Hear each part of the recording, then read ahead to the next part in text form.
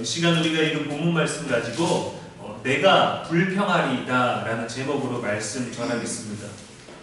치유하는 글쓰기라는 책이 있습니다. 머리로만 생각하지 말고 내 마음 가운데 있는 문제들, 불평들, 답답한 모든 것들, 아픔과 상처들을 실제로 글로 써서 그렇게 표현을 하라는 거죠. 그렇게 글을 써서 마음을 치유하게 하는 심리학 도서입니다. 치유하는 글쓰기. 상처와 아픔을 직면하고 또 그것을 터뜨리고 발설하고 또 어떻게 왜 괴로운지를 또 묻고 또 그 문제, 나의 상처들, 아픔들까지도 사랑하고 또 그것을 떠나보내는 모든 과정들을 글쓰기로 남겨서 5분, 7분 동안 글쓰기를 통해서 치유하는 방법을 제안하고 있습니다. 근데 여기 두 번째 장에 온몸으로 써라라는 주제에 7분 동안의 글쓰기를 제안하는데 제목이 뭐냐면 미친년 글쓰기라는 부분이 있어요. 미친년 글쓰기. 굉장히 거친 단어죠.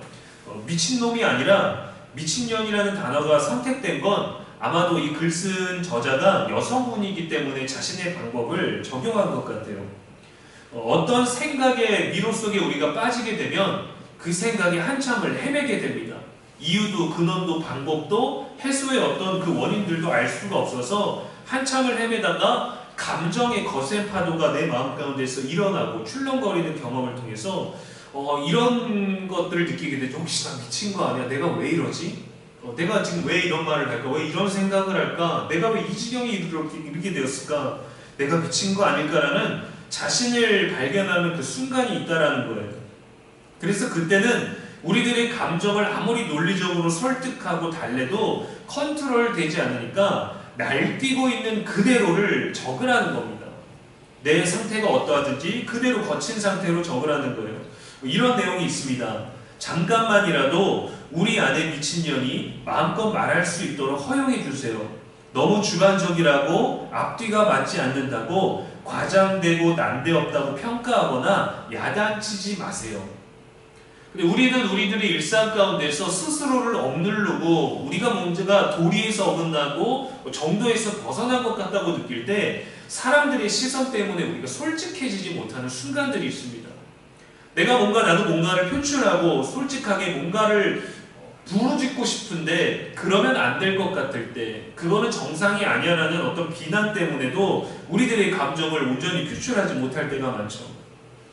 그러나 이런 식으로 글쓰기를 통해서 자신의 모든 것들을 날뛰는 그대로 적어서 감정의 상태를 기록하고 알아차리면 그렇게 방법으로 내면의 하소연을 들어주라는 거예요. 누군가 사람은 듣지 않지만 막 흙갈겨서 쓴 다음에 나의 내면을 마주하라는 거죠. 그렇게 마구잡이로 글을 쓰며 감정을 직면하고 대면해서 발설하라는 겁니다. 저와 여러분 안에도 표현되지 않은 감정들이 있을 거예요. 또 사람들에게는 저마다 울부짖는 짐승과 같은 마음이 있는 것 같아요. 물론 이 마음들을 다스리고 어떤 사람은 소극적으로, 어떤 사람은 솔직해지지 못하고, 어떤 사람은 내 마음을 계속 납득시키면서 계속해서 억누르고 통제하고 절제하고 그러면 안 된다라고 하면서 참아내면 끝까지 굳어져 가는 경우가 있습니다. 쉽게 꺼낼 수도 없죠. 꺼내면 안 된다고 여기죠. 사회적으로 내면적으로 이미 그것은 어떠한 결론에 이르러서 그러면 안 돼 라고 도출되어 버렸기 때문입니다. 그러한 상처와 아픔들이 오래되었는데도 표출시키고 폭발시키지 못하니까 우리가 때로는 마음에 병이 들어버리는 거예요. 할 말을 하지 못하고 그것을 삭히면서 분명히 우리가 해야 될 말처럼 느껴지는데 내가 이것을 올바른 방법으로 말하지 못할 때 정중하고 또 더욱더 점잖게 그렇게 이성적으로 말하지 못할 것 같고 감정만 폭발할 것 같을 때 우리는 삭히는데 이 삭히는 것들이 반복되면 우리가 병들게 된다는 겁니다. 그렇게 되면 포용의 한계가 적어지고 우리가 수용할 수 있는 한계가 낮아지고 이해의 깊이가 얕아지고 사랑의 지경이 좁아지게 되는 것이죠. 청소년들을 보면 평소 대화할 때 욕이 없으면 대화가 안 되는 것 같아요. 무슨 감정, 무슨 말을 대체하는지 알 수도 없는데 별것 아닌 대화인데도 꼭 거기에 모든 욕을 섞습니다. 요즘은 초등학생들도 그렇더라고요. 모든 대화에 욕이 들어갑니다. 물론 의미도 모르고 사용하는 경우도 굉장히 많겠습니다만 학업과 어떤 일반적인 일상생활에 대한 압박으로 인해서 통제와 억눌림을 많이 당하거나 정서적으로 예민하고 불안한 상태라면 아마 그런 거친 표현들이 더 심해질 거예요. 그들이 할 수 있는 반항과 울부짖음의 표현의 방법이죠.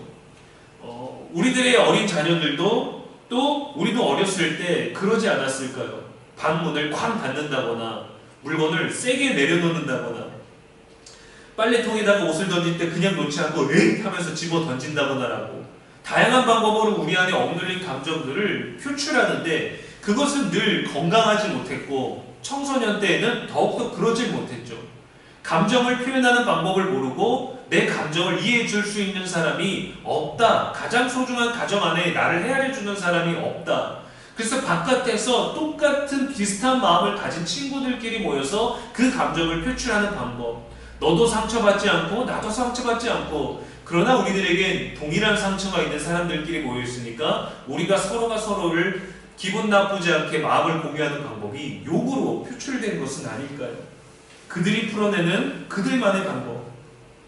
자신들의 이야기를 아주 정중하게 끝까지 존중해서 들어주지 않고 학원, 가정, 심지어 교회에서까지도 말할 기회나 틈을 주지 않고 일방적인 대화를 듣게 될 때가 많죠.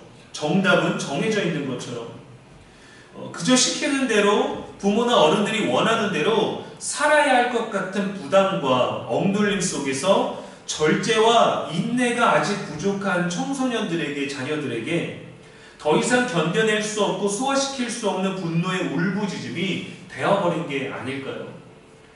육아를 다들 해보셨을 겁니다. 자녀를 키우면서도 사랑스럽고 귀하고 천사 같은 자녀이지만 때로는 너무 울기만 하고 때로는 너무 답답하게 느껴지고 때로는 너무 말을 듣지 않아서 사랑하게 되는 마땅한 자녀임에도 불구하고 우리에게 그런 어떤 격노하게 되는 감정들을 느낄 때가 있죠.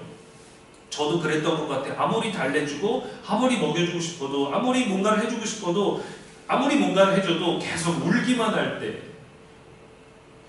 아무리 먹여줘도 계속 뱉어버리고 먹기 싫다고 짜증내고 그럴 때는 아이를 사랑하고 있는 게 맞는가 싶을 정도로 내가 미친 거 아닐까 싶을 정도로 우리 스스로가 자녀를 대할 때에도 우리 안에 부족한 아빠가 됐는데도 불구하고 부족한 우리들의 인성을 마주하게 될 때가 있죠. 나의 인내의 한계, 내가 이것을 표출하는 방법은 무엇인가? 아이 앞에서 그 아이 숟가락을 집어던지게 되고 뭔가 아이의 기저귀를 집어던지게 되고 나는 어떻게 이것을 풀어낼 수 있을까? 그런데 계속 우리는 뭔가에 억눌려야 하고 그래도 내가 목사인데 그래도 내가 아빠인데 내가 이걸 던지면 쓰나 내가 아이에게 이러면 쓰나 목사의 자녀에게 하나님의 자녀에게 종의 자녀에게 그러면 쓰나 그러면서 우리가 뭔가 쌓여져 가는 것들을 빵 터뜨리게 되는 그런 순간들을 맞이하지 못하니까 우리는 우리대로 또 청소년들과 어린아이들은 또 자신들이 하는 세상의 방법 어른들이 하는 방법으로 짜증과 그런 억눌림들을 터뜨리는 건 아닐까요? 오늘 욥의 상황이 딱 그랬습니다. 엘리바스의 발언이 있고 난 후에 6장과 7장 두 장에 이르러서 욥의 대답이 나오는데 마치 소개해드린 도서에 미친년 글쓰기라는 제목처럼 마구 쏟아내고 있는 욥입니다. 이유 없는 고난에 괴로워하고 고통스러워하면서 남을 저주한 것도 아니었어요. 자신의 생일을 저주했는데 친구가 와서 한다는 말이 야 이거 완전 미친놈이네 라고 비정상으로 취급을 해버리는 겁니다. 왜 그따위로 말하느냐? 거룩하게 말하라. 하나님 앞에 어떻게 그런 말을 할 수 있냐? 너 굳이 그렇게까지 말할 필요가 있느냐라는 식으로 그 괴로움 당하고 있는 친구에게 접근하고 있는 거예요. 차라리 그래 그렇게라도 말해서 풀린다면 마음껏 부르짖어라. 마음껏 소리 지르고 마음껏 네 하고 싶은 말 다 쏟아내라. 이렇게 해줬다면 욥의 대답이 욥의 반응이 달랐을까요? 우리가 읽었던 본문에도 굉장히 점잖게 사극처럼 표현되어 있지만 욥의 말에는 분노가 경노가 항변이 담겨 있습니다. 그리고 이 감정은 하나님과 친구들과 자기 자신을 향하고 있는 거예요. 특히 하나님을 향해 있습니다.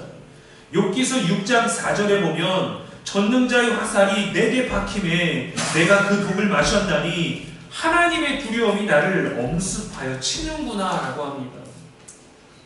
자신의 고난이 하나님에게서 왔다라는 겁니다. 하나님이 직접 화를 당겨 나를 조준했구나. 어떻게 그럴 수가 있는가? 그 괴로움이, 그 두려움이, 내가 그 독을 마셨나니 그것이 나를 친다. 하나님이 나를 치는구나.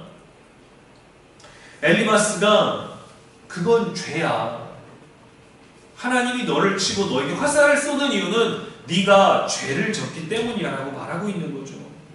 죄에 대한 심판이라고 했지만 욥은 죄 없는 자를 심판하는 건 하나님 같지 못해.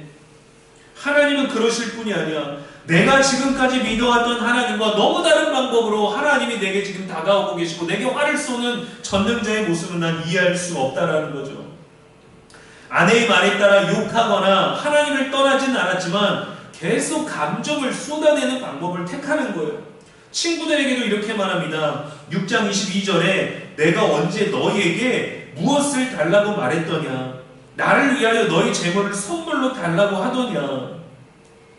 지금 나는 하나님도 너희도 이 고난을 해석하고 접근하는 방법이 이해가 되지 않으니 이해시켜달라고 말하는 거예요. 나를 이해시키면, 이 고난의 이유로 나를 알게 하면 하나님이 왜 그러시는지, 너희들은 대체 왜 그러는지 나를 납득시키면 내가 입 다물고 잠잠하겠다. 지금 그 얘기를 하고 있는 겁니다. 그런데 위로나 공감은커녕 정죄하고 있으니 욥이 그냥 아주 속이 터져 죽겠는 거죠. 7장 우리가 특히 읽었던 본문 말씀을 보면 하나님을 향해서 구체적으로 항변합니다.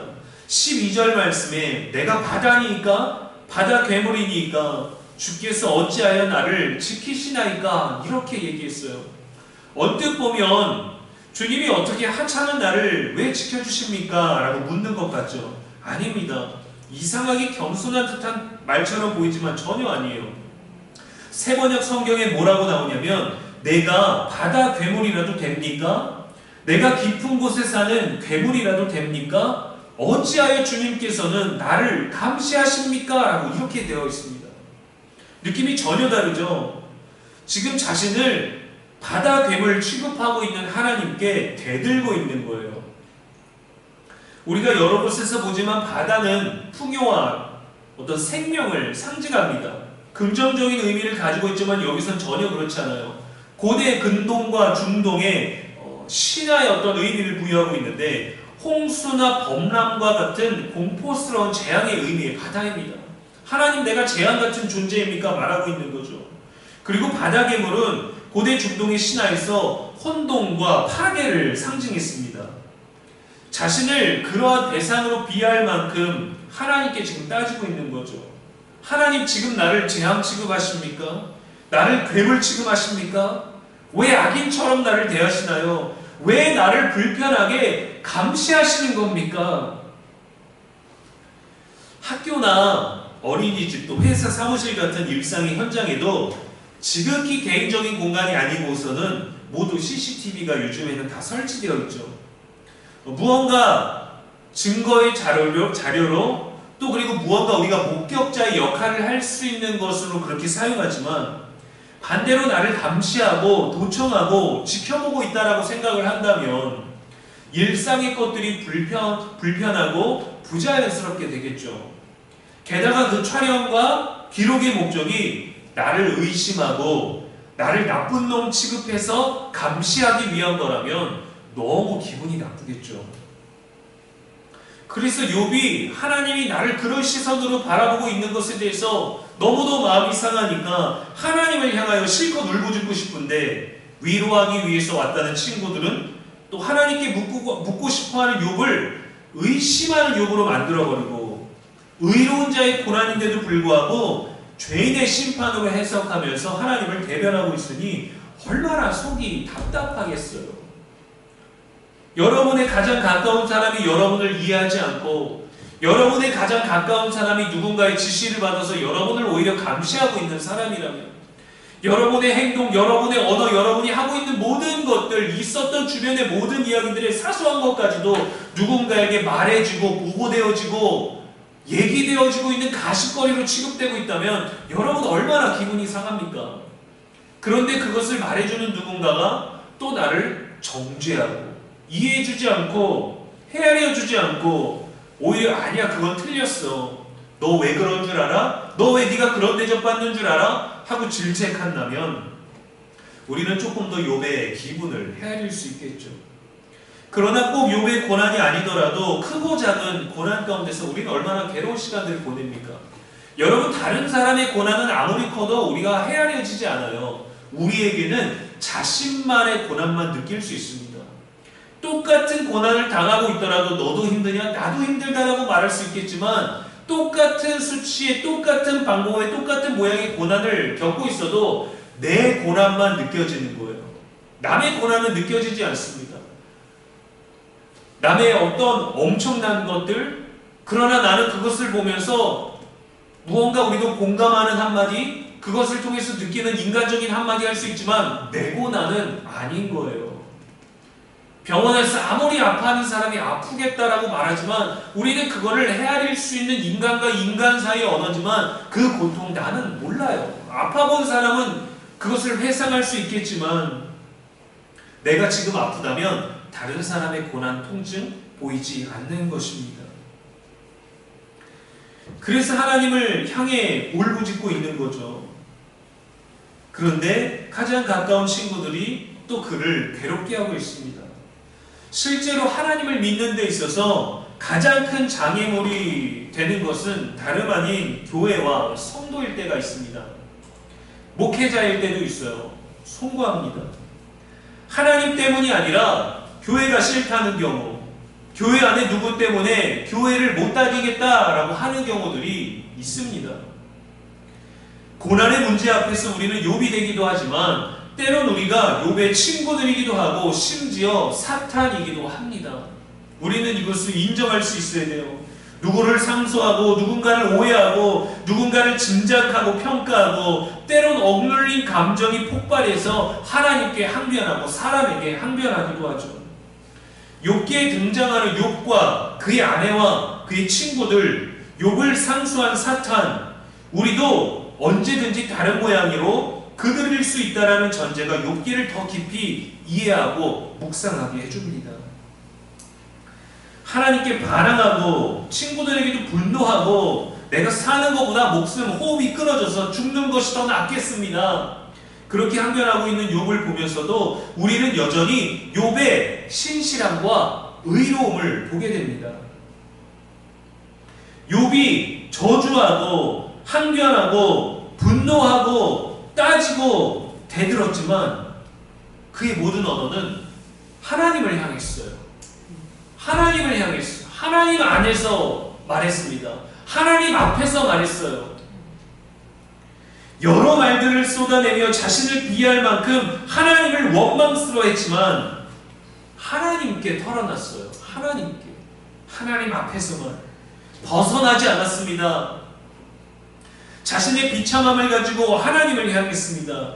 세상도 원망하지 않고 사람도 원망하지 않고 하나님 안에서 자신의 얘기를 자신의 기준으로 자신의 것을 얘기했어요. 그가 불평했던 것이 바로 하나님 안에서였다는 것, 그것이 우리들에게 주는 오늘 본문 말씀의 교훈이죠. 사랑하는 여러분, 우리가 미친 듯이 소리 지르고 싶고 울분을 토해내고 싶을 때가 있지 않습니까? 때로 누군가에게 속 시원히 털어놨는데 그것이 후회가 될 때가 있고 올무가 될 때가 있고 밤에 자다가 생각이 나서 이불킥하고 싶을 때가 있어요. 듣는 사람, 우리가 누군가 속 시원히 얘기했는데 해결해주지도 못하고 해결받지도 못하고 마땅한 위로도 없거니와 위로도 되지 않았는데 정작 우리를 속상하게 한 그 당사자에게는 말 한마디도 할 수 없었던 상황, 말을 하지 못했을 때도 있죠. 그러나 하나님은 답이 되십니다. 우리가 하나님 안에서 털어놨을 때, 우리가 하나님 앞에서 쏟아냈을 때 하나님이 답이 되시는 거예요. 세상과 사람에게 쏟아냈을 때는 우리의 약점만 잡힐 뿐입니다. 하나님을 믿는 자들도 우리들에게 정답을 줄 수 없어요. 하나님만이 답이 되시기 때문이죠. 하나님 외에 다른 것을 말하면 다른 방법, 다른 잘못, 다른 죄가 되지만 하나님께 내려놓으면 하나님이 답이 되어주십니다. 하나님은 우리의 고통보다 더 위대한 것들을 고난 가운데서, 고통 가운데서 깨닫게 해주십니다. 쏟아내십시오. 하나님 앞에서 울부짖으십시오. 세상은 우리를 미친 사람 취급할지라도 그렇게 미칠 것 같은 마음 가지고 하나님 앞에 쏟아내십시오. 내가 비정상처럼 느껴지더라도 하나님을 향해 털어놓으시면 반드시 영혼 깊이 깨닫게 하십니다. 우리 안에 있는 상처와 아픔들이 예수 그리스도의 보혈로 하나님과의 친밀함으로 치유되고 회복되기를 주님의 이름으로 축복합니다. 기도하겠습니다. 전능하신 하나님, 우리에게 믿음 주시고 말씀하시는 하나님을 찬양합니다. 결코 이유를 알 수 없는 고통 속에서 상처가 깊어지고 억눌림 속에 토로하는 욥을 보았습니다. 때론 우리도 분노조차 표현하면 안 될 것 같은 억눌림 속에 갇혀버린 우리의 감정을 해결할 방법을 찾지 못했습니다. 그래서 누군가에게 또 상처를 주고 또 불필요한 불평을 늘어놓으면서 우리가 얼마나 부정적인 사람인지를 드러내게 되고 우리의 아픔의 무게를 덜어보려 했지만 더욱 괴로울 뿐이었습니다. 하나님을 향해 우리의 모든 것을 있는 그대로 내어드릴 수 있는 용기를 주옵소서. 상한 심령을 위로하실 주님께 나아가 그리스도의 보혈로 정결케 하시고 다른 이에게 상처를 나누지 않고 회복과 치유를 나누는 은혜를 누리게 하여 주시옵소서. 악한 말에도 범죄하지 않도록 우리들의 입술을 지키시고 오직 감사와 찬양과 기도만이 흘러나오도록 성령이여 도와주시옵소서. 우리의 영원한 소망이 되시는 예수님의 이름으로 기도합니다. 아멘.